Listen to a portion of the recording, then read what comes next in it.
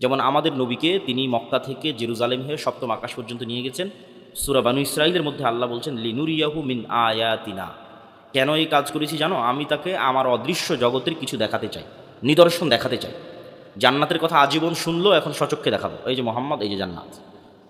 আজীবন শুনেছে জাহান্নাম, এবার সচক্ষে দেখাবো। সব 7 আসমানের কথা শুনেছে, এবার সচক্ষে দেখবে 7 আসমান কী জিনিস। তাহলে এগুলো গায়েবের জগৎ। মিরাজের সফরে আল্লাহ নবী এগুলো সচক্ষে দেখেছেন। তাহলে মোহাম্মদ সাল্লাল্লাহু আলাইহি ওয়াসাল্লামের ইমানের লেভেল আমার এবং আপনার ইমানের লেভেল এক হবে না। ঠিক তেমনি ঈসা আলাইহিস সালাতু ওয়াস সালামের জন্য আর এক গায়েব উন্মোচন করা আছে। আপনারা কোনোদিন মৃত মানুষকে জীবিত হতে দেখেছেন? মৃত মানুষকে জীবিত হতে দেখেন, এটা কিন্তু গায়েব। এটার উপরই পরকালের বিশ্বাস টিকে আছে। কিয়ামত মানেই মরা মানুষ আবার জীবিত হবে, এটাই কিয়ামত। ওই বিশ্বাসের উপরেই কিয়ামত এবং পরকাল, জান্নাত জাহান্নাম দাঁড়িয়ে আছে যে মরা মানুষ আবার জীবিত হবে। তো কেমনে মরা মানুষ আবার জীবিত হবে? তো ঈসা আলাইহিস সালাম সকাল সন্ধ্যা মরা মানুষ জীবিত করতেন। তাহলে এটা একটা গায়েব, যা ঈসা আলাইহিস সালামের জন্য মুজিজা। তো এই গায়েবের উপর ইয়াকিন তৈরি হলে ঈমান সর্বোচ্চ স্তরে পৌঁছে যায়। এখন মুসা আলাইহিস সালাতু ওয়াস সালামকে আল্লাহ বললেন, মুসা তোমার হাতে কি? তো আমার হাতে লাঠি। লাঠি ছাড়ো, সাপ হয়ে গেল। তো মুসা আলাইহিস সালাতু ওয়াস সালামকে আল্লাহ বললেন না যে আমি আজকে আসমান থেকে স্পেশাল গিফট নিয়ে এসেছি, জান্নাতের একটা স্পেশাল লাঠি নিয়ে এসেছি, এটা ছাড়লে সাপ হবে। জান্নাত আর আসমান থেকে আনা স্পেশাল লাঠি সাপ হতেই পারে, কিন্তু মুসা আলাইহিস সালাম এই লাঠি নিজেই 5-10 বছর থেকে ব্যবহার করতেছে, নিজে গাছ থেকে কেটে নিয়ে এসেছে। সেই লাঠি কেমনে সাপ হয়? এটা কোনো স্পেশাল লাঠি না, এটা স্বাভাবিক। তো মুসা আলাইহিস সালামের হাতে যে লাঠি থাকতো, আল্লাহ সেই লাঠিকে সাপে পরিণত করতে পারত। এটা আলাদা কোনো স্পেশাল লাঠি না। তো মুসা আলাইহিস সালাতু ওয়াস সালামের লাঠির সাপ হওয়া দেখে জাদুকরেরা কেন সিজদা করলো? জাদুকরদের দড়ি এবং লাঠিও সাপ হয়েছিল। আমরা যেমন আজকে 3D অ্যানিমেশনের মাধ্যমে বিশেষ চশমা দিয়ে বড় স্ক্রিনে যদি কোনো পার্কে অথবা কোনো থিয়েটারে গিয়ে বসি, তাহলে দেখবেন যে ওই স্ক্রিনের মধ্যে থেকে সাপ বের হয়ে আপনাকে ছবল দিচ্ছে, ফটোগ্রাফির কারণে, সিনেমাটোগ্রাফির কারণে এবং 3D অ্যানিমেশনের কারণে। কিন্তু আসলে চশমা খুললে দেখা যাবে এখানে কোনো বাস্তবে সাপ নাই, কিন্তু চশমা দেওয়ার পর মনে হচ্ছে সত্যি সাপ বের হয়ে আমাকে ছবল দিচ্ছে। তো যেই প্রযুক্তি দিয়ে আমরা এখন সাপের, মানুষকে আমাদের প্রযুক্তি দিয়ে সাপের একটা ধরন দিয়ে ভয় দেখাচ্ছি, সেম কোনো জাদুকরী প্রযুক্তি দিয়ে তাদের লাঠি, তাদের দড়িগুলো চোখের সামনে মনে হচ্ছিল সাপ, কিন্তু ইন রিয়ালিটি এগুলো সাপ নয়। এটা আজকেও সম্ভব না। কিন্তু মুসা আলাইহিস সালাতু ওয়াস সালামের লাঠি একদম আপনাদের বিলে, পুকুরে, নদীতে যে সাপ আছে ওই জ্যান্ত আস্ত সাপ হয়ে গেছে, যেটা আল্লাহর সৃষ্টি, বাস্তব সাপ। এটা আজকেও আধুনিক বিশ্বে সম্ভব নয় যে আমি এই গ্লাসকে বলে দিলাম যে এটা সাপ হয়ে গেল। এইটাকে আমি 3D অ্যানিমেশন করে, ডিজাইন করে আমি মোবাইলে, কম্পিউটারে দেখাইতে পারি যে এটা আমি গ্লাস থেকে সাপ বানাই দিলাম জাদুর মধ্যে, এমনভাবে সিস্টেম হয়ে গেল যে গ্লাস ভেঙে সাপ হয়ে গেল। কিন্তু ইন রিয়েল লাইফ এটা সাপ হবে না, বাস্তবে সম্ভব। তো মুসা আলাইহিস সালাতু ওয়াস সালামের লাঠি বাস্তব সাপ হয়ে যাচ্ছে। এটাই মুসা আলাইহিস সালামের চিন্তা, চেতনা এবং গায়েবের উপর ইয়াকিন সব পরিবর্তন করে দিয়েছে। যে আমি যেই ফেরাউনের ভয়ে পালিয়ে এসেছি, যে ফেরাউন পৃথিবীর সবচেয়ে শক্তিশালী, তো ওই ফেরাউনের তুলনা আল্লাহ সুবহানাহু ওয়া তাআলার সাথে কেমন? উনি এই গায়েবের উপর ইয়াকিনের মাধ্যমে আল্লাহর শক্তি জানতেছে। আল্লাহর শক্তির সাথে ফেরাউনের শক্তির তুলনা, লা হাওলা ওয়ালা কুওয়াতা ইল্লা বিল্লাহ। আল্লাহর শক্তির সাথে ফেরাউনের শক্তির তুলনা হচ্ছে যে আল্লাহ বেশি শক্তিশালী, ফেরাউন কম শক্তিশালী না। আল্লাহ অনেক শক্তিশালী, ফেরাউন তার তুলনায় দুর্বল, জি না। আল্লাহর শক্তির সাথে ফেরাউনের শক্তির তুলনা হচ্ছে যে ফেরাউনের শক্তি আল্লাহর শক্তির সামনে জিরো। বলেন আল্লাহু আকবার। দুর্বল নাই, কম শক্তিশালী নয়। দুর্বল, কম শক্তিশালী বললে ইমানই থাকবে না। আল্লাহর শক্তির সামনে ফেরাউনের শক্তি জিরো। এটাই লা হাওলা ওয়ালা কুওয়াতা ইল্লা বিল্লাহর অর্থ। এইটাই মুসা আলাইহিস সালামের কালবের মধ্যে ঢুকে গেছে। এটাই ঈমান বিল গায়বি ইয়াকিন। এখন যেই মুসা ফেরাউনের ভয় পালিয়ে গেছে, 10 বছর থেকে মানুষের বাড়িতে কাজ করে খাচ্ছে, এই মুসা আলাইহিস সালাম শুধু ঘুরে দাঁড়াবে না, এই মুসা আলাইহিস সালাম এই এক ইয়াকিনের ওপর বিজয় পর্যন্ত নিয়ে চলে আসবে। বলেন আল্লাহু আকবার। এই ঈমান বিল গায়বি ইয়াকিন মুসলমানদের নাই। মুসলমানদের ঈমান বিল গায়বি ইয়াকিন নাই দেখে এরা মন্দির পাহারা দিয়ে ক্ষমতায় যেতে চায়। ঈমান বিল গায়বি ইয়াকিন নাই দেখেই তারা শুধু দুনিয়ার কলা কৌশল এবং রাস্তার উপর ভরসা করতে চায়।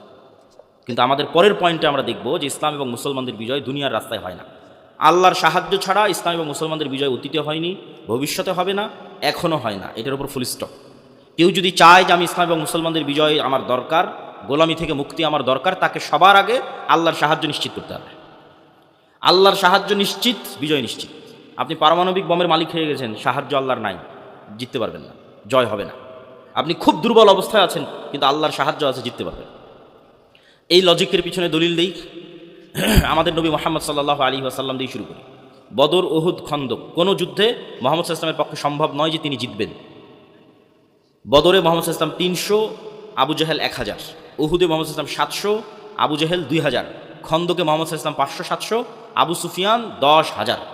উহুদে আবু সুফিয়ান 2000, খন্দকে 10,000।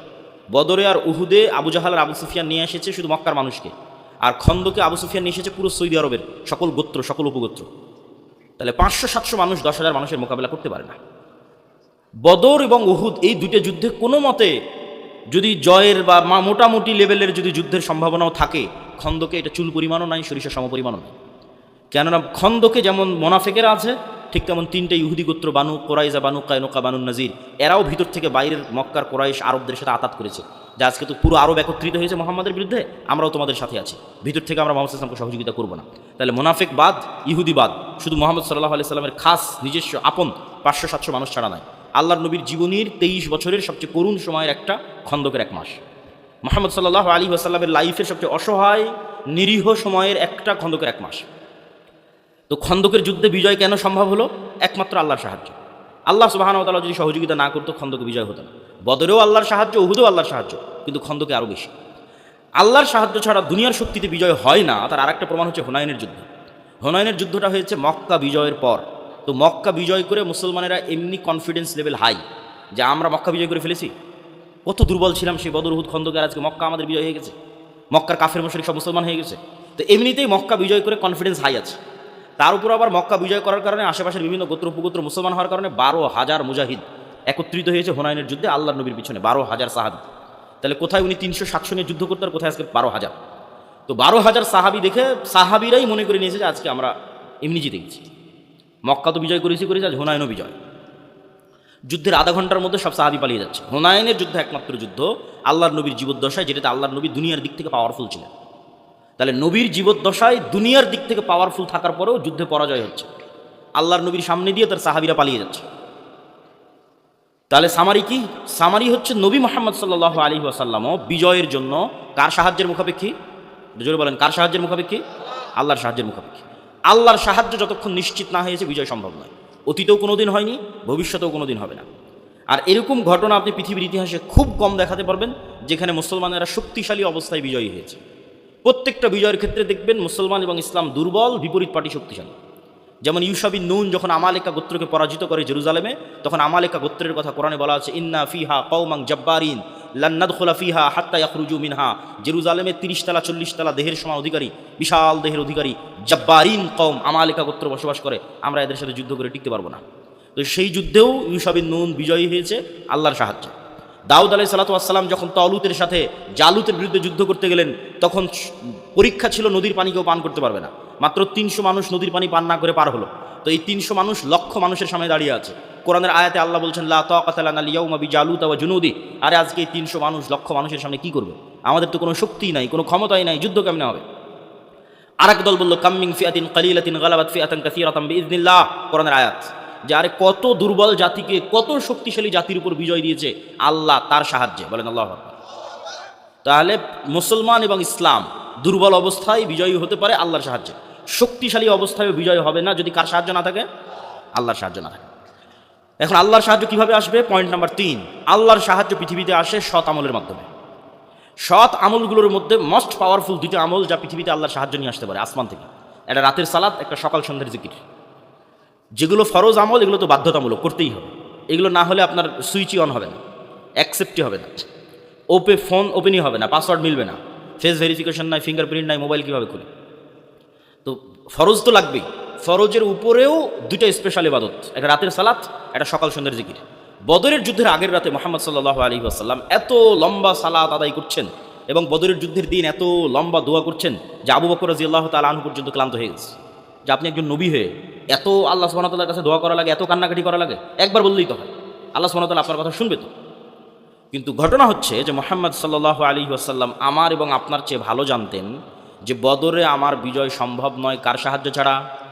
আল্লাহর সাহায্য ছাড়া। 1 নাম্বার, এটা আমার এবং আপনার চেয়ে ভালো জানতেন। 2, মুহাম্মদ সাল্লাল্লাহু আলাইহি ওয়াসাল্লাম আমার এবং আপনার চেয়ে ভালো জানতেন যে আল্লাহর সাহায্য পৃথিবীতে আমি মুহাম্মদ যদি নিয়ে আসতে চাই তাহলে আমাকে রাতের সালাত আদায় করতে হবে, আল্লাহর কাছে কান্নাকাটি করে দোয়া করতে হবে।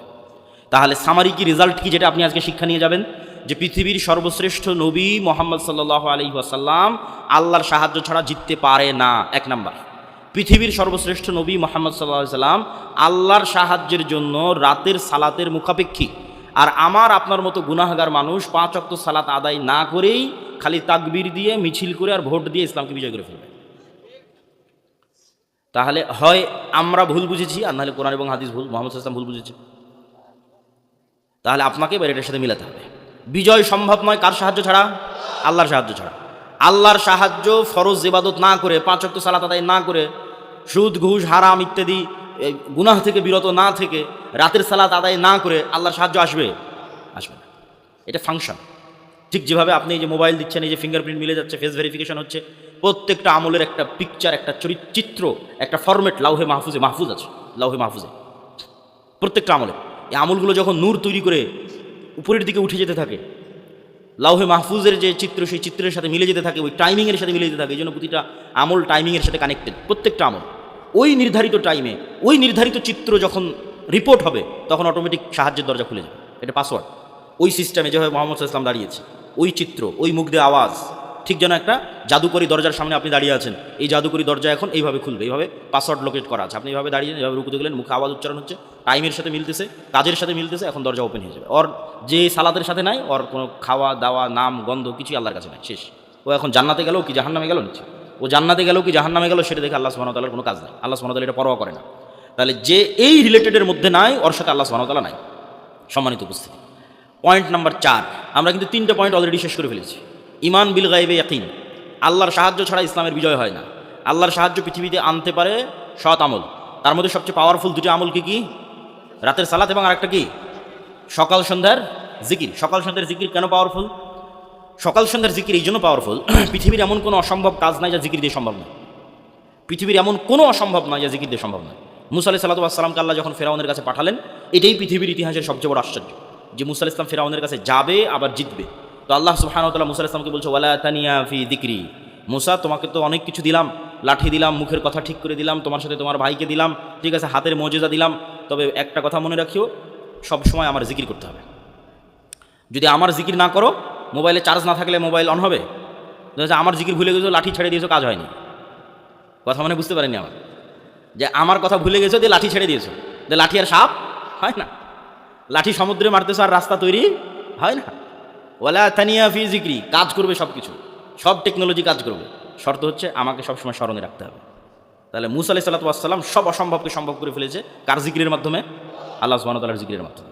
জাকারিয়া আলাইহিস সালাতু ওয়াস সালাম আল্লাহ সুবহানাহু ওয়া তাআলাকে বললেন, মারিয়ামকে দেখে, আল্লাহ হুনালিকা দাআ জাকারিয়া রাব্বাহ, যে আল্লাহ আমার সন্তান দরকার, ছেলে সন্তান। আল্লাহ সুবহানাহু ওয়া তাআলা সাথে সাথেই ফেরেশতাদের মাধ্যমে তাকে জানিয়ে দিলেন যে সন্তান হবে। সাথে সাথে জানিয়ে দেওয়ার পরেও জাকারিয়া আলাইহিস সালাতু ওয়াস সালাম নিজেরই বিশ্বাস হচ্ছে না যে আমার সন্তান। কেন? ওনার চুল পেকে গেছে, দাড়ি পেকে গেছে, স্ত্রী বন্ধা, তো কেমনে ওনার সন্তান হবে? উনি আল্লাহকে জিজ্ঞেস করছে, আল্লাহ আমার সন্তান হবে, এই কথা তো আপনি বললেন, আমার অন্তরের প্রশান্তির জন্য একটু আলামত বলেন, কি আলামতে আমি বুঝবো যে আমার সন্তান হবে? আল্লাহ বললেন, তোমার আলামতই হচ্ছে তুমি সকাল সন্ধ্যার জিকির করবে। বলেন আল্লাহু আকবার। কোরআন পরিপূর্ণ হয়ে আছে সকাল সন্ধ্যার জিকিরের কথা দিয়ে। বিল গুদুওয়ি ওয়াল আসাল, বিল আশিয়্যি ওয়াল ইবকার, বুকরাতাও ওয়া আসীলা, ক্বাবলা তুলুউইশ শামসি ক্বাবলাল গুরুব, এগুলো কোরআনের আয়াত। বিভিন্ন জায়গায় জায়গায় আল্লাহ বলতে থেকেছে, মানুষ তোমরা সকালে এবং সন্ধ্যায় আল্লাহর জিকির করো। টাইমের খুব গুরুত্ব আছে ইসলাম। ওই নির্ধারিত টাইমের মধ্যেই ওই কাজটা যেতে হবে। ওই নির্ধারিত টাইম পার হয়ে গেলে ওই কাজ আর ওই রকম ইফেক্টিভ হবে না। যেমন রাতের শেষ অংশের সালাত, ওটা ওই টাইমের সাথে রিলেটেড। সকাল সন্ধ্যার জিকির, ওটা ওই টাইমের সাথে রিলেটেড। যেই টাইমে যে সালাত দেওয়া আছে, যে অক্তের সালাত দেওয়া আছে, যখন সাহরি করতে বলা হয়েছে, যখন ইফতারি করতে বলা হয়েছে, এগুলোর জন্য সব সময় নির্ধারিত, সময় কানেক্টেড। তো সকাল সন্ধ্যার জিকির, সন্ধ্যা মানে মাগরিবের আগে, আসরের পর থেকে না সূর্য ডুবার পূর্ব পর্যন্ত, মাগরিবের পরে নয়, আসরের পর থেকে সূর্য ডুবার পূর্ব পর্যন্ত। আর সকাল মানে ফজরের পর থেকে সূর্য ওঠার পূর্ব পর্যন্ত, এই সময় জিকির। জিকির এই জন্য পাওয়ারফুল, আপনাকে বুঝতে হবে যে সাউন্ড সবচেয়ে পাওয়ারফুল। আজকের আধুনিক বিশ্ব টিকে আছে আলোর ওয়েভ। এই যে ক্যামেরা, মোবাইল, লাইভ, কম্পিউটার, সব এভরিথিং এগুলো টিকে আছে আলোর ওয়েভের ওপর। এটা একটা টেকনোলজি। আর এর চাইতেও পাওয়ারফুল টেকনোলজি হচ্ছে সাউন্ড, আওয়াজ। আল্লাহ সুবহানাহু ওয়া তাআলা আসমান এবং জমিন সৃষ্টি করেছেন আওয়াজ, কুন ফায়াকুন দিয়ে। আল্লাহ সুবহানাহু ওয়া তাআলা আসমান এবং জমিন ধ্বংস করবেন, এটার সিস্টেমও তৈরি করেছেন আওয়াজ দিয়ে। ইসরাফিল বাঁশিতে ফুঁ দিবে, সে আওয়াজ আসমান এবং জমিনে ছড়িয়ে পড়বে, ওই আওয়াজে কিয়ামত সংঘটিত হবে। আওয়াজে দেখা যাচ্ছে আসমানকে এমনভাবে ডেভেলপ করা আছে যে ওই ইসরাফিলের আওয়াজ শোনা মাত্রই বুঝে যাবে, ফেটে চৌচির হয়ে যাবে। সূর্যকে এমনভাবে ডেভেলপ করা আছে, সেট আপ করা আছে, ইসরাফিলের আওয়াজ শুনবে, ভেঙে চৌচির হয়ে পড়ে যাবে। এরা সব আওয়াজ বুঝে। আবার মানুষেরা যারা পৃথিবীতে ঘুমান্ত অবস্থায় আছে কবরের নিচে, ইসরাফিলের এক আওয়াজে সব জীবন্ত হয়ে যাবে, কিয়ামত সংঘটিত হবে, আওয়াজ দিয়ে সব জীবন্ত হয়ে যাবে। তো আওয়াজ হচ্ছে মোস্ট পাওয়ারফুল, খুবই পাওয়ারফুল। এবং আমরা আমাদের আশেপাশে যা দেখছি সবাই আওয়াজ করতেছে, শুনতে পারতেছি না, কিন্তু সবগুলোর আওয়াজ আছে। এটা গায়েব। এই গায়েবের নিউজ আল্লাহ দিয়েছে। আর গায়েবের উপর ইয়াকিন না থাকলে আপনার বিজয়ের প্রথম ধাপই কিন্তু মিস করেছেন, যেটা প্রথম শর্ত দেওয়া আছে, যে গায়েবে ইয়াকিন। তাহলে এটা গায়েব, যে আশেপাশে সব কিছু আওয়াজ করতেছে। আল্লাহ কি বলছে? ইউসাব্বিহু লিল্লাহি মা ফিস সামাওয়াতি ওয়া মা ফিল আরদ, আসমান জমিন এবং তার মধ্যে যা কিছু আছে তার সব কিছু সবসময় আমার তাসবিহ পাঠ করতেছে, বলেন আল্লাহু আকবার। তাহলে এই মাইকও তাসবিহ পাঠ করতেছে মানে আওয়াজ হচ্ছে, এই কাঠও তাসবিহ পাঠ করতেছে মানে আওয়াজ হচ্ছে, এই জামাও তাসবিহ পাঠ করতেছে মানে আওয়াজ হচ্ছে, এই পুরো প্যান্ডেল তাসবিহ পাঠ করতেছে মানে আওয়াজ হচ্ছে। এই আওয়াজ শোনার সক্ষমতা আমার নাই। যেমন এদিক দিয়ে একটা পিঁপড়া হেঁটে চলে যাচ্ছে, ওই পিঁপড়া যাওয়ার আওয়াজ আমি শুনতে পাই না, পিঁপড়া কী বলছে তাও শুনতে পাই না। কিন্তু এই সাউন্ড টেকনোলজির কিছু জ্ঞান আল্লাহ সুলাইমানকে দিয়েছিলেন। ওমা উতিতু মিনাল ইলমি ইল্লা কালিলা। ওই পিঁপড়া কী বলছে সুলাইমান আলাইহিস সালাম বুঝতো, ওই পাখি কী বলছে সুলাইমান আলাইহিস সালাম বুঝতো, সুলাইমান আলাইহিস সালাম কী বলছে ওইটা আবার ওই পাখি পিঁপড়া বুঝতো। ঠিক আছে, তাহলে আমাদের আশেপাশের অল এভরিথিং সব কিছু সবসময় আল্লাহ তাসবিহ পাঠ করতেছে সবসময়। তাহলে আপনিও যখন সকাল সন্ধ্যায় জিকির করবেন, তাসবিহ করবেন, এগুলো কিন্তু আরও শুনতে পাই। এই জন্য এটা সবচেয়ে পাওয়ারফুল যে আপনি তাসবিহ পড়তেছেন, এই তাসবিহ আপনার আশেপাশের সব শুনতে পায়। রাসূল সাল্লাল্লাহু আলাইহি ওয়াসাল্লাম বলছে, যতদূর পর্যন্ত মুয়াজ্জিনের মাইকের আওয়াজ আজান যাবে, মুখের আওয়াজ যাবে, ততদূর পর্যন্ত জীব জন্তু, জড়বস্তু, জড় পদার্থ, কীট পতঙ্গ, পঙ্গপাল যা আছে এর প্রত্যেকটাই ওই আওয়াজ বুঝে এবং কিয়ামতের মাঠে সাক্ষী দেবে। আল্লাহু আকবার। তাহলে আমি আপনি তাসবিহ, এই গায়েবের উপর যখন আপনার ইয়াকিন হবে, এটা গায়েবের নিউজ, গায়েবের সংবাদ আল্লাহ কোরআনে দিয়েছে, আমি অনুবাদ করতেছি। এই গায়েবের উপর যখন আপনার ইয়াকিন হবে, তার সাথে সাথে যখন এবার আপনি সকাল সন্ধ্যার তাসবিহ পাঠ করবেন, তখন আপনি এমনি বুঝতে পারবেন কেন সকাল সন্ধ্যার তাসবিহ গুরুত্বপূর্ণ, কেন সকাল সন্ধ্যার তাসবিহ পাওয়ারফুল, কেন যে কোনো কিছুতে উঠার সময়ের যে জিকির ওইটা কেন পাওয়ারফুল। যে সুবহানাল্লাযী সাখখারা লানা হাযা ওয়া মা কুন্না লাহু মুকরিনিন ওয়া ইন্না ইলা রাব্বিনা লামুনকালিবুন। উঠলাম বিমানে, বলছি পবিত্রতা সেই সত্তার যিনি বিমানকে আমার অধীনস্থ করেছে। বিমান কেমনে আমার অধীনস্থ হলো? মানুষ বানালো বিমান, যন্ত্র তৈরি করলো মানুষ, বিমান তৈরি করলো মানুষ, চালাচ্ছে পাইলট, আর দোয়া করতেছি যে যেই সত্তা এই বিমানকে আমার অধীনস্থ করেছে।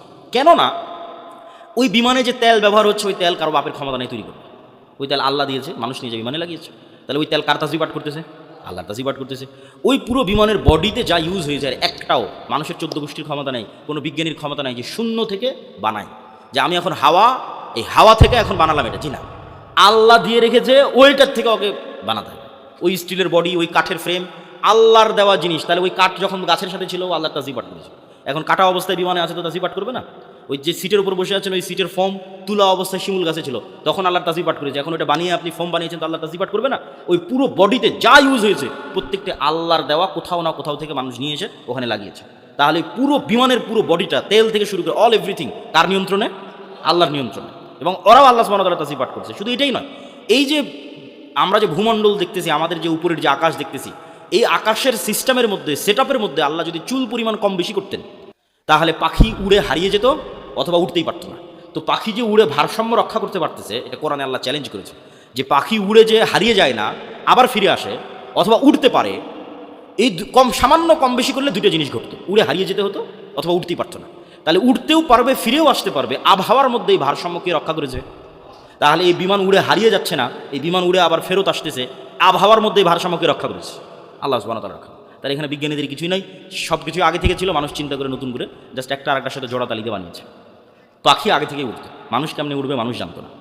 সম্মানিত উপস্থিতি, তাহলে আমরা কি বলতে চাচ্ছি? জিকির কেন পাওয়ারফুল, আওয়াজ কেন পাওয়ারফুল, এইটা আপনাকে বোঝানোর জন্য বিভিন্ন আঙ্গিকে চেষ্টা করলাম। তাহলে আল্লাহর আসমান থেকে আসমানি সহযোগিতা পৃথিবীতে নেমে আসার দুইটা মোস্ট পাওয়ারফুল টেকনোলজির, একটা হচ্ছে রাতের সালাত, একটা হচ্ছে সকাল সন্ধ্যার জিকির। এই জন্য যুদ্ধের মাঠেও সালাত আদায় করতে হয়। যুদ্ধের মাঠে সালাতুল খৌফ, যুদ্ধের মাঠেও সময় অনেক সংক্ষিপ্ত, চোখের পলকে সময় পার হয়ে যাচ্ছে। আমি মনে করছি 40 মিনিট কথা বলছি, 40 মিনিট হয়ে গেছে, কথাই শুরু করিনি, 40 মিনিট হয়ে গেছে। আচ্ছা, আমি যা আলোচনা করতেছি সবগুলো আলোচনায় আল্লাহর পথে যাত্রা এই বইয়ের মধ্যে আছে, যে বইটা নতুন এসেছে। এই বইটা ঈমান বিল গায়বে ইয়াকিন তৈরি করার জন্যই লেখা, অদৃশ্য জগতের উপরে বিস্তর আলোচনা আছে। ওকে ঠিক আছে, ফেরেশতা, শয়তান, রূহ, নাফস, ঠিক আছে, পরকাল, এগুলো সবগুলোর উপর বিস্তর আলোচনা আছে আল্লাহর পথে যাত্রা বই। এই বইটা আপনাদের প্রত্যেকটা মসজিদে, স্কুল, কলেজ, ইউনিভার্সিটিতে সপ্তাহে একদিন হলেও 1-2 পৃষ্ঠা পাঠচক্র হিসেবে রাখতে হবে। মুসলমানেরা যদি তাদের নব উত্থান চায়, নতুন উত্থান চায়, তাহলে মুসলমানদের উত্থানের জন্যই এই বই লেখা। এই বইয়ের পরে আরেকটা বই আসবে, আরেকটা বই আসতেছে, যে আপনি পূর্ণাঙ্গ বিপ্লব পৃথিবীতে কীভাবে করবেন, মুসলমানরা কেমনে পূর্ণাঙ্গ রূপে গোলামি থেকে স্বাধীনতার পথে কীভাবে যাত্রা করবে, এর সেকেন্ড বই আসতেছে। কিন্তু প্রথম বই জরুরি, কেন প্রথম বইটা হচ্ছে ঈমান বিল গায়বে ইয়াকিন, আল্লাহর সাহায্য নিশ্চিত করা। আল্লাহর সাহায্য নিশ্চিত না হলে কোনো কিছুর কোনো কাজ নাই, পারমাণবিক বম হাতে থাকলেও কোনো কাজ নাই। তাহলে আগে এটা নিশ্চিত করতে হবে যে আমি পূর্ণাঙ্গ ঈমান বিল গায়বে ইয়াকিন রাখতেছি এবং আল্লাহর সাহায্য পাওয়ার সকল রাস্তা আমি অবলম্বন করতেছি। দুটো পয়েন্ট বলে বক্তব্য শেষ করব। তার আগে আপনাদের কাছে বৈঠকি দানের জন্য যেতে পারে, কথাই শেষ, আমার বক্তব্য শেষ। আচ্ছা সমস্যা নেই, আমি আপনাদের কাছে বৈঠকি দানের জন্য 2 মিনিট কথা বলবো, এর মধ্যে আপনাদের প্রধান অতিথি 2 মিনিট কথা বলবে, তারপরে আমি উপসংহার টানবো। বৈঠকি দানের ক্ষেত্রে দুটো কথা। একটা কথা হচ্ছে যে দান কেন কার্যকরী, দান কেন ইফেক্টিভ, দান কেন আপনাকে হেল্প করতে পারে। এই জন্য যে আমরা আমাদের ইবাদতের শতভাগ নিশ্চয়তা দিতে পারবো না, আবার আমরা গুনাহ থেকে মুক্তির শতভাগ নিশ্চয়তা দিতে পারবো না। কেউ এখানে দাঁড়িয়ে বলবে যে আমি জীবনে এক ওয়াক্ত সালাত কাজা করিনি, খুব কঠিন। আবার কেউ বলবে যে আমি এক ওয়াক্ত কাজা করিনি, আবার প্রত্যেক ওয়াক্তে শুরু থেকে শেষ পর্যন্ত আল্লাহর কথাই স্মরণে রেখেছি, এটাও কঠিন। আবার কেউ বলবে আমি নিষ্পাপ, এটাও কঠিন। তাহলে এই জিনিসগুলোর ব্যাকআপ ছাড়া আপনি জান্নাতে যাওয়ার দাবি করতে পারবেন না। আপনার ইবাদতের কমতিরও ব্যাকআপ লাগবে, আপনার গুনাহের যে আছে সেটারও কাফারা লাগবে, ঠিক আছে। আবার মানুষ যে পাওনাদার হবে সে পাওনাদারেরও আপনার ব্যাকআপ লাগবে। তো এই সবগুলোর ব্যাকআপ কিয়ামতের মাঠে টাকা দিয়ে দেওয়া সম্ভব। দুনিয়াতে যেমন বিপদে পড়লে ক্লিনিকে উকিল, আদালত, মামলা মোকদ্দমা টাকা দিয়ে অ্যারেঞ্জ করেন, যেমন এই যে ওসমান হাদি ছেলেটা 50 লক্ষ টাকা দিয়ে সিঙ্গাপুর নিয়ে গেল, তাহলে দুনিয়াতে টাকার দরকার হচ্ছে বিপদে পড়লে। কিয়ামতের মাঠে টাকার দরকার হবে, কিন্তু ইনস্ট্যান্ট অ্যারেঞ্জ করা যাবে না, এখন দিয়ে রাখতে হবে। এখন দিয়ে রাখলে ওই টাকা কিয়ামতের মাঠে কাজে দেবে, এটাই রুলস। কিন্তু টাকা কিয়ামতের মাঠে কাজে দেবে, আর এখন টাকা দিয়ে রাখলে আল্লাহ সুবহানাহু ওয়া তাআলা সেই টাকাকে বাড়াতে থাকবে। এই জন্য কিয়ামতের মাঠে আপনাকে ধনী অবস্থায় উঠতে হবে, হয় জীবন দিয়ে শহীদ হয়ে জান্নাত কিনতে হবে, না টাকা দিয়ে জান্নাত কিনতে হবে। ইবাদত দিয়ে জান্নাতের নিশ্চয়তা খুব কঠিন, কেন আপনি নিজে ঠিকমতো ইবাদত করতে পারেন না, কম বেশি হয়ে যায়। গুনাহ মুক্ত থাকা দিয়ে জান্নাতের নিশ্চয়তা খুব কঠিন, কেন গুনাহ হয়ে যায়। তাহলে একটাই রাস্তা যেটাতে জান্নাত নিশ্চিতভাবে কিনা যাবে, হয় জীবন দিয়ে শহীদ হও, নাহলে টাকা দিয়ে জান্নাত কিনো। তো আপনাদের মধ্যে যারা যাবে তাদের আপনার সহযোগিতা করার জন্য আহ্বান জানাচ্ছি, এবং আপনাদের প্রধান অতিথি সাহেবকে কিছু বলার জন্য আহ্বান জানাচ্ছি। আপনাদের স্বেচ্ছাসেবক পাঠান দানের জন্য। আপনারা সবাই পকেটে হাত দেন, আর কেউ যাবেন না, শেষ করে দেবেন।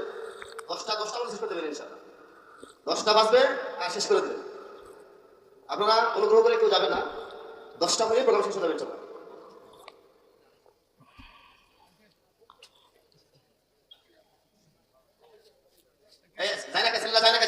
এই চট নিয়ে যান, চাদর নিয়ে যান, রুমাল ধরেন। 10টায় বক্তব্য ছেড়ে দেবেন ইনশাআল্লাহ।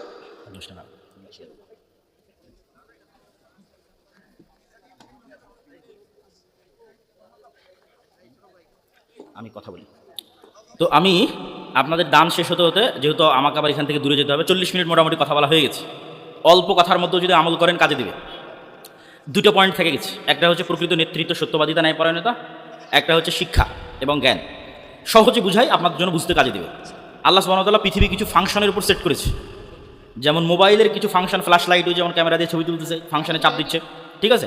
তো পৃথিবীতে কিছু ফাংশন আল্লাহ সেট করেছে, এটা যেই ইউজ করুক না কেন কাজে দিবে। এখন মোবাইলের ওই ক্যামেরার বাটনে যদি মুসলমান চাপ দেয় তাও কাজ দিবে, ইহুদি চাপ দিলেও কাজ দিবে, খ্রিস্টান চাপ দিলেও কাজ দিবে। তো আল্লাহর পৃথিবীর ফাংশন হচ্ছে যে জ্ঞান অর্জন করবে সে নেতা হবে, যে সত্যবাদী ন্যায়পরায়ণ হবে সে নেতা হবে। তো জ্ঞান অর্জন যদি ইহুদি খ্রিস্টান করে, আর দেল দুয়ারের যুবকেরা যদি বিড়ি, সিগারেট, মদ, জুয়া, গাঁজা, নেশা, ফ্রি ফায়ার, পাবজি, খেল, তামাশা, আলহামদুলিল্লাহ, বিভিন্ন নেশা এবং মাদকতার মধ্যে ব্যস্ত থাকে, আর ইহুদি খ্রিস্টানের সন্তানেরা যদি জ্ঞান অর্জন করে, তো কে নেতা হবে? আর একটু জোরে বলেন, কে নেতা হবে? ইহুদি খ্রিস্টান। আল্লাহ বলবে না যে ইহুদি খ্রিস্টান তোরা জ্ঞান অর্জন করছিস, তোদের নেতা বানাবো না, আমার দিল দুয়ারের কিছু বান্দা আছে, এরা মদ খায়, জুয়া খায়, এরা মুসলমান, এদের নেতা বানাবো। এই কাজ আল্লাহ, আল্লাহ সুবহানাহু ওয়া তাআলা রুল ব্রেক করে না। তাহলে যে ফাংশনের উপর সেট করা আছে ওই ফাংশনকে ইউজ করতে হবে। এই ফাংশন যে ইউজ করবে তার জন্য কাজ দেবে। তাহলে আপনি জ্ঞান অর্জন না করলে নেতা হতে পারবেন না, কথা শেষ। আল্লাহ নিজে জ্ঞানী, আদম আলাইহিস সালাতু ওয়াস সালাম জ্ঞানী, তলুতকে নেতা বানানো হয়েছে জ্ঞানের কারণে, এবং পুরো কোরআন জ্ঞান দিয়ে পরিপূর্ণ, মুহাম্মদ সাল্লাল্লাহু আলাইহি ওয়াসাল্লাম জ্ঞানী। আমরা যদি জ্ঞান অর্জন করে নেতা হতে পারবো, নাহলে গোলামি থাকবে। পয়েন্ট নাম্বার 2, সত্যবাদিতা, ন্যায়পরায়ণতা, এটাতে নেতা হয়। গণতন্ত্রের কালচার এমন, এখানে 2 নম্বরই লিয়াজু, লবিং, ধোকাবাজি, এই রাস্তাগুলো দিয়ে মানুষ নেতা হয়। তো এই 2 নম্বরই লিয়াজু, লবিং, এগুলোর মাধ্যমে যে নেতা হয় এরা মূলত গোলাম। আল্লাহর ক্রাইটেরিয়া এরা কি? গোলাম। আর ওই যে ওসমান হাদির মতো ছেলে, যারা কোনো দলের লিয়াজু, কোনো টাকা পয়সার লেনদেন, কোনো কিছুর সাথে না থেকে একদম স্ট্রেট ফরওয়ার্ড, যেটা সত্য, যেটা ন্যায় সেটাই বলবে, এইগুলো হচ্ছে আসল নেতা। কিন্তু এই নেতাগুলোকে গণতন্ত্রের সিস্টেমে উঠে আসতে দিবে না। এভাবে গণতন্ত্রকে সেট আপ করা আছে, উঠে আসলে গুলি করে উড়িয়ে দেবে। তাহলে গণতন্ত্র হচ্ছে গোলাম তৈরির কারখানা। মানে এখানে যদি এমপিও হয়, প্রাইম মিনিস্টারও হয়, তাহলে সে গোলাম। কেন? 2 নম্বর রাস্তা অবলম্বন করেছে। 2 নম্বর রাস্তা অবলম্বন করলে নেতা হওয়া সম্ভব নয়। ওকে ভারত কিনে নেবে টাকা দিয়ে, আমেরিকা কিনে নেবে টাকা দিয়ে। তাহলে সত্যবাদী, ন্যায়পরায়ণ সবাইকে নিজ নিজ জায়গায় হতে হবে। আপনি কেমনে মাপবেন আপনি ন্যায়পরায়ণ কিনা, সত্যবাদী কিনা? নিজের পিতার জমিতে নিজের বোনকে ন্যায়ের সাথে সম্পত্তি বন্টন করেছেন কিনা, একটা ছোট্ট পরীক্ষা। যদি দিয়ে থাকেন তাহলে নেতৃত্বের গুণ আছে, যদি না দিয়ে থাকেন তাহলে গোলামির গুণ আছে। তাহলে নেতা হতে হলে নিজ নিজ জায়গায়। মসজিদ মাদ্রাসাতে সালাত সিয়াম আছে, নাই কি? সত্যবাদিতা, ন্যায়পরায়ণতা নাই। আলেম ওলামাদের মধ্যেও সালাত সিয়াম হজ জাকাত আছে, নাই কি? সত্যবাদিতা, ন্যায়পরায়ণতা নাই। এই বেসিক ক্রাইটেরিয়া লিডারশিপের, এটা আমাদের কোথাও মুসলমানদের মধ্যে নেই। কেননা ব্রিটিশ উপনিবেশের দীর্ঘ গোলামির কারণে আমরা এটা হারিয়ে ফেলেছি। গোলামি মে বাদাল জাতি হে কওমু কাজামির, আল্লামা ইকবাল বলেছে। গোলামির মাধ্যমে স্বভাব চরিত্র পরিবর্তন হয়ে যায়। তাহলে লম্বা গোলামিতে আমাদের স্বভাব চরিত্র পরিবর্তন হয়ে গেছে। তো সম্মানিত উপস্থিতি, পুরো বক্তব্যের সামারি করে দিই। আজকেই মুসলমানেরা গোলাম থেকে স্বাধীন হয়ে যাবে। 500 যদি যুবক এরকম তৈরি হয় যারা আমার এই বক্তব্যকে পূর্ণ করে দিতে পারবে, 500। আমি যে থিওরি দিয়ে গেলাম, সিক্রেট রেসিপি দিয়ে গেলাম, এটা বাংলাদেশের ক্ষমতা দখলের নয়, পৃথিবীর ক্ষমতা দখলের। সারা পৃথিবী, শুধু বাংলাদেশ নয়, সারা পৃথিবী। ইমান বিল গায়বে ইয়াকিন থাকতে হবে, আল্লাহর সাহায্য নিশ্চিত করতে হবে। আল্লাহর সাহায্য নিশ্চিত হওয়ার জন্য সৎ আমল লাগবে। ফরজ ইবাদতের পাশাপাশি রাতের সালাত এবং সকাল সন্ধ্যার জিকির, সত্যবাদিতা, ন্যায়পরায়ণতার জ্ঞান এবং শিক্ষায় সর্বোচ্চ স্তরে যাওয়া, এই দুইটা দুনিয়ার কাজ। আগের যেগুলো বললাম এগুলো আল্লাহর সাথে রিলেটেড, আর বাকি দুইটা দুনিয়ার সাথে রিলেটেড। তাহলে আপনি হবেন এরকম 500 মানুষ যদি তৈরি হয়ে যায় যারা এরকম ক্রাইটেরিয়া পূর্ণ করবে, এরা শুধু বাংলাদেশ বিজয় করবে না, এরা পৃথিবী বিজয় করবে। তো আল্লাহ সুবহানাহু ওয়া তাআলা আমাদের উম্মতকে, আমাদের নতুন প্রজন্মকে এটা করার তৌফিক দান করুক, আল্লাহুম্মা আমিন। এই বলে আমার সংক্ষিপ্ত বক্তব্য এখানেই শেষ করছি। মাসিক আল ইতিসাম, মক্তব, দাওয়াইল আল্লাহ, এগুলোকে মূল্যায়ন করবেন। বিস্তারিত বলার সময় পেলাম না। আল্লাহর পথে যাত্রায় বইটাকে মূল্যায়ন করবেন। সুবহানাকাল্লাহুম্মা ওয়া বিহামদিকা, আশহাদু আল্লা ইলাহা ইল্লা আনতা, আস্তাগফিরুকা ওয়া আতুবু ইলাইক। আসসালামু আলাইকুম ওয়া রাহমাতুল্লাহি ওয়া বারাকাতুহু।